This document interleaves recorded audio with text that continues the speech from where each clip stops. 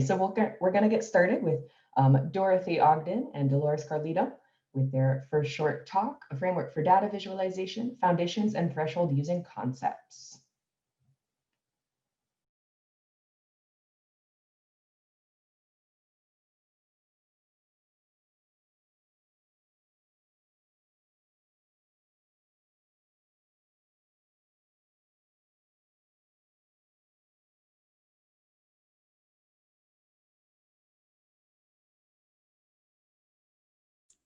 Good morning. My name is Dorothy Ogden, and I am the Emerging Technologies Librarian at the University of Alabama at Birmingham. I am presenting today with Delores Carlito, Information Literacy Coordinator and Liaison to the Department of English at the University of Alabama at Birmingham. Delores and I are joint fellows of the Visualizing the Future Symposia, an IMLS National Forum grant. As part of our participation in the symposia activities, we are developing a framework of threshold concepts necessary for the creation and evaluation of data visualizations. This framework is cross-disciplinary in nature, and it will provide guidance to those working in libraries and information-centric disciplines. To build the framework, we conducted a literature review and examined and began mapping known literacies. We have also conducted a survey of faculty and staff at our institution to determine what digital tools are utilized within the community for the purposes of data visualization and the creation of graphic information. In this project, we have identified 4 frames that describe data, its behaviors, and its characteristics in the contexts of visualization and communication. Today, we're presenting an overview of the 4 frames in combination with example applications. These are the frames that we identified. First, data and its visualization can be manipulated to achieve a desired result. Data visualization is information, and information has monetary value. Content is culture and community-based, and data visualization tells a story.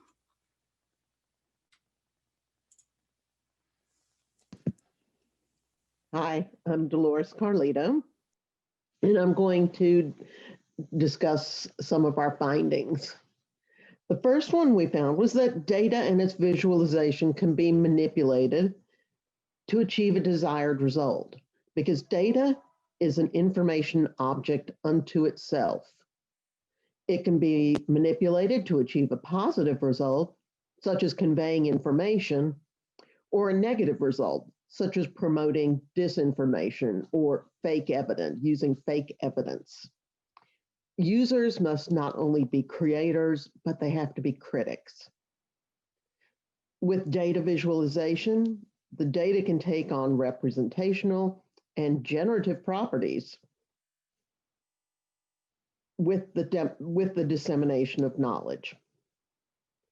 It can be affected by the transmitter, the noise source, or the receiver, as described in the communication schema in Shannon's mathematical theory of communication.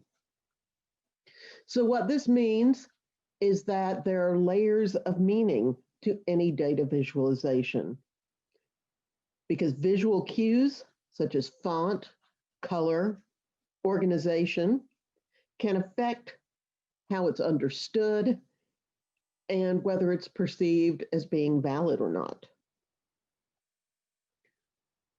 The form of the data's input also affects what can be done with the data at the creation stage.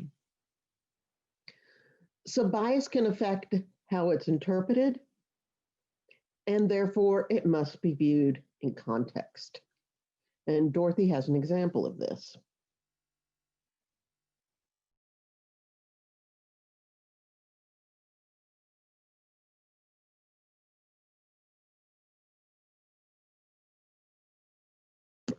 Dorothy, you may be muted. Thank you, Delores. This is a map of Birmingham, Alabama, dated March 21st, 1938. The map was created by the Federal Homeowners Loan Corporation. It's one of the pieces of information that was used to support the practice of redlining. We selected this as an example of how bias can affect how data is interpreted, how data must be viewed in context, and now there are layers of meaning to any data visualization.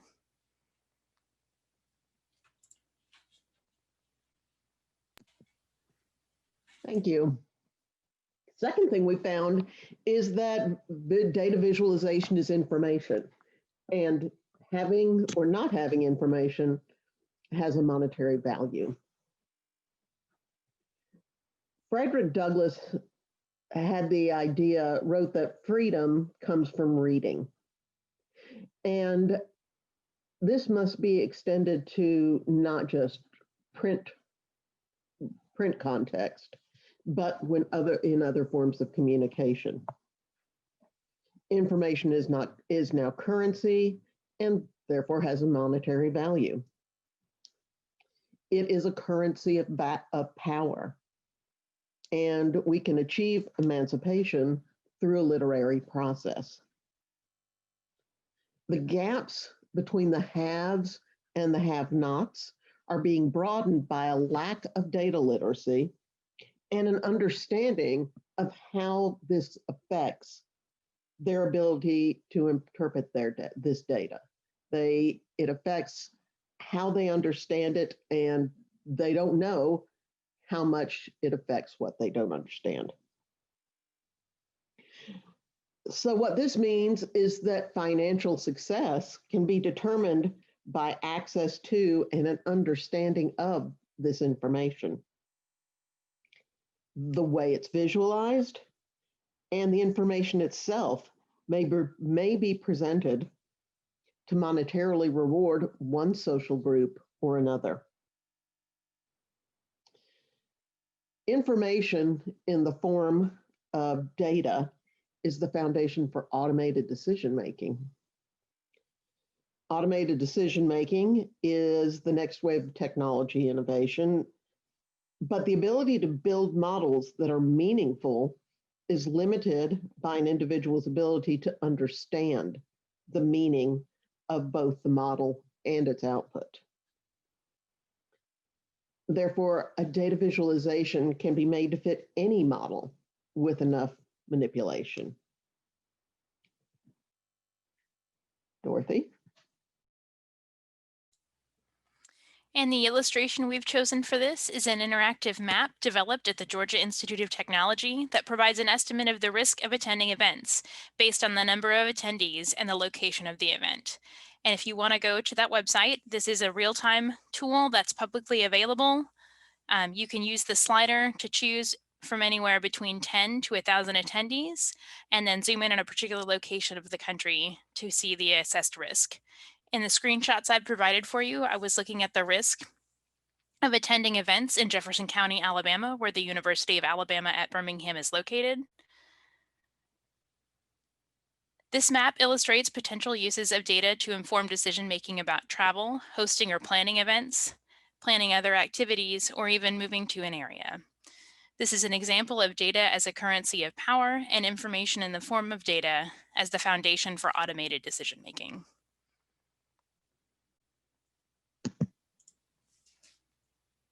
The next one we found is that content is culture and community-based. Because data visualization is a form of communication, members of a culture, of a community, have to have access to the language of delivery when in the role of receiver. So social semiotics can affect how data is interpreted by receivers in their social and cultural group. The visualization can facilitate social interaction or can alienate a group depending on their universe of discourse. And the universe of discourse is the system of concepts forming a frame of reference within a particular domain or discourse. So what this means is that you have to have prior knowledge often to understand a visualization and interpret it correctly. The visual cues can affect the attitudes towards the data represented or how it's interpreted. Social information is explicitly or implicitly revealed in the way the visualization is presented. And if the visualization is expressed outside of the creator's frame, the creator's universe, 5-minute warning. the meaning may drift.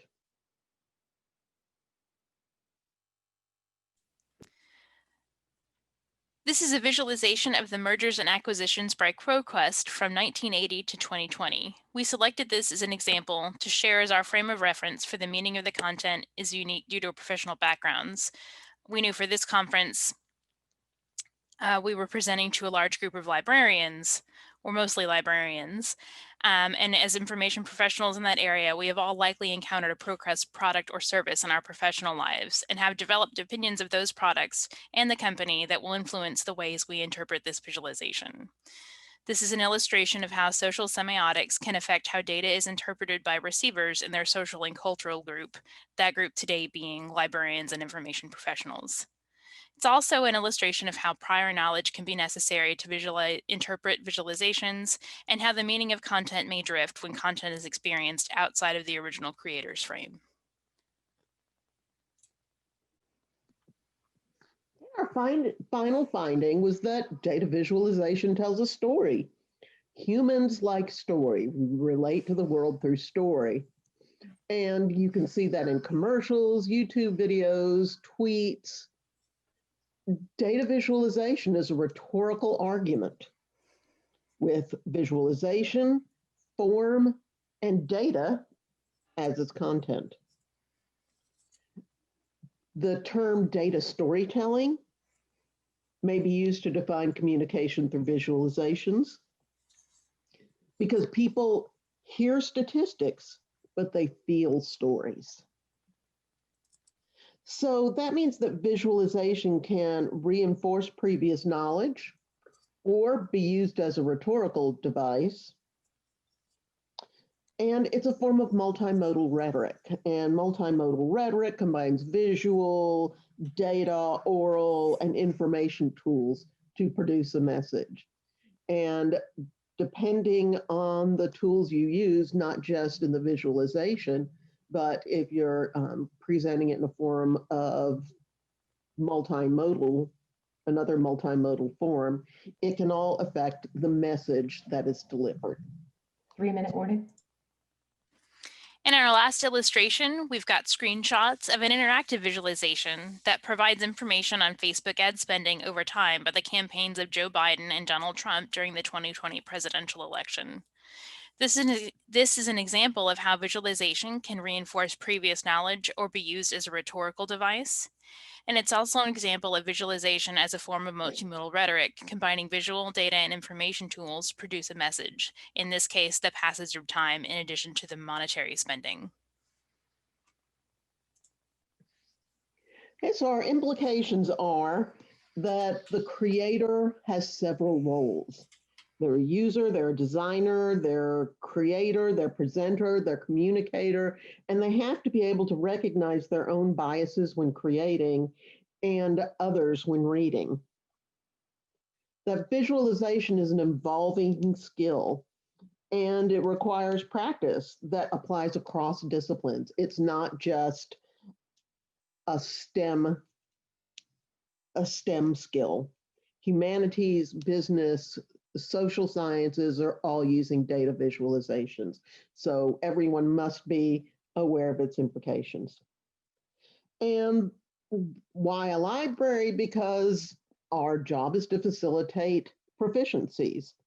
Information literacy is defined as defining a need, locating the information, and using it ethically and effectively. And with the framework, they extended that to any form of information and any type of information. So it's the librarian's job to educate people on this. So now, do we have any questions? And we have one question in the Q&A.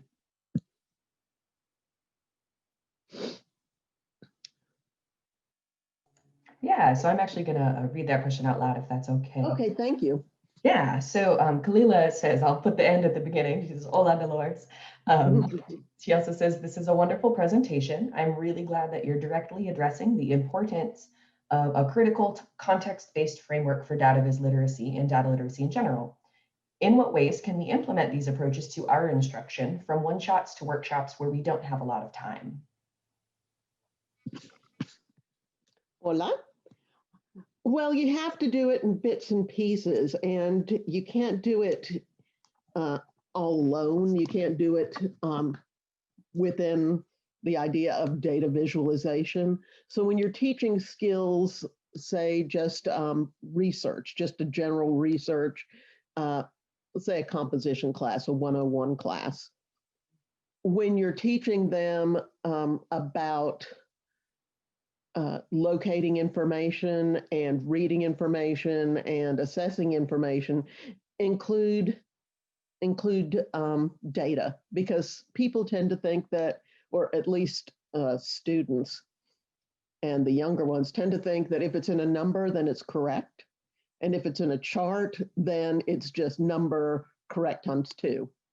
So we have to integrate it into the other things we're teaching. Just like if we're teaching, I teach a class on constructing multimodal arguments. And within that, I can put this in the creation of charts, in using infographics, in their own, if they're using somebody else's data. So we don't have a lot of time, so we gotta just slip it in where we can. Like vegetables.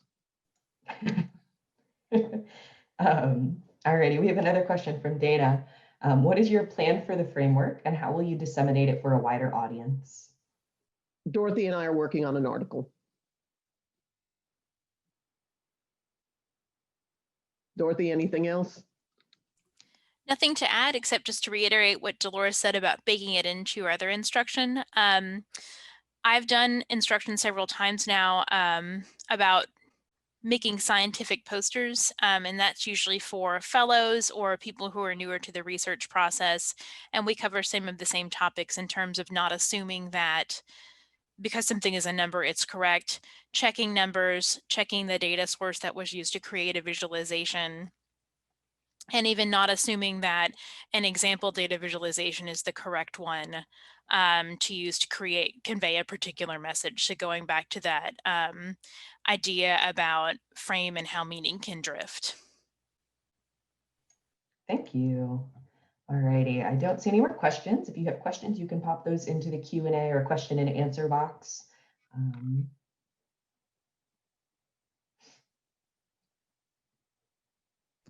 Our emails are on the screen. And so if you have any questions after this, feel free to email either of us or both of us. We're happy to answer anything.